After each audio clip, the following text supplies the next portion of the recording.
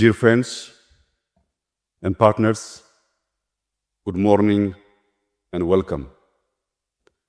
Nations occasionally arrive at moments that require honesty about where they are and a courage about where they must go. Ethiopia is living through such a moment. Let me start with a question. What does it mean for Ethiopia to leap into the future? Not to catch up, not to follow, to leap. We understand moments like this. We have lived through them before. Ethiopia is home to over 130 million people. An ancient civilization that preserved its sovereignty through history. A country that has repeatedly risen above low expectations. We are a country that built the grand Ethiopia Renaissance Dam through the efforts of our people. We are pursuing reforms designed not only to accelerate growth, but to build strong foundations for future generations. At the center of this work are families seeking stability, young people building their future, and citizens contributing with dignity. For too long, Ethiopia has been defined by its challenges rather than its potential. Yet, today, a different story is emerging. Across our economy, our institutions, and our communities, we are beginning to see the results of difficult choices and sustained effort. Dear friends, inflation has fallen sharply from above 30%. Earlier this year, it even reached single digits. And our exports are moving toward historic levels. Our economy is projected to grow at 10.2% this fiscal year. By the way, the fastest growth rate in our continent. These outcomes did not happen by chance. They are the result of deliberate choices. Choices that were not easy and not without cost. But numbers alone never tell the full story.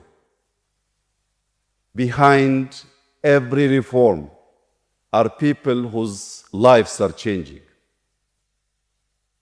Imagine a woman running a small business in a market. For years, she worked outside the formal financial system. She had no bank account, no credit history, no registered business. The old system had never truly seen her. She enrolled in FIDA, our national digital ID system. As she began using digital payments, she started building a financial record. That record became trust, and that trust opened the door to finance. She didn't change. What changed was access. Today, millions of Ethiopians are gaining access to opportunities that were once beyond their reach. That is how we should judge progress. By the institution we built and by the lives we improve. Dear friends, our circumstances did not allow us the luxury of addressing one challenge at a time. We had to stabilize while building, reform while delivering, correct what was not working while preparing for what comes next. This is the spirit of Medemer. This is the real spirit of coming together. Medemer recognizes that progress is strongest when different efforts reinforce each other. Economic reform and social protection, digital transformation and human capability, national cohesion and local initiative. These are not competing agendas. Together, they strengthen the nation. Ladies and gentlemen, we're gathered here today because nation building is a shared responsibility. Government cannot do it alone. Markets cannot do it alone. Even communities cannot do it alone. Progress requires all of us to participate. Over the course of this summit, we will explore this transformation from different perspectives.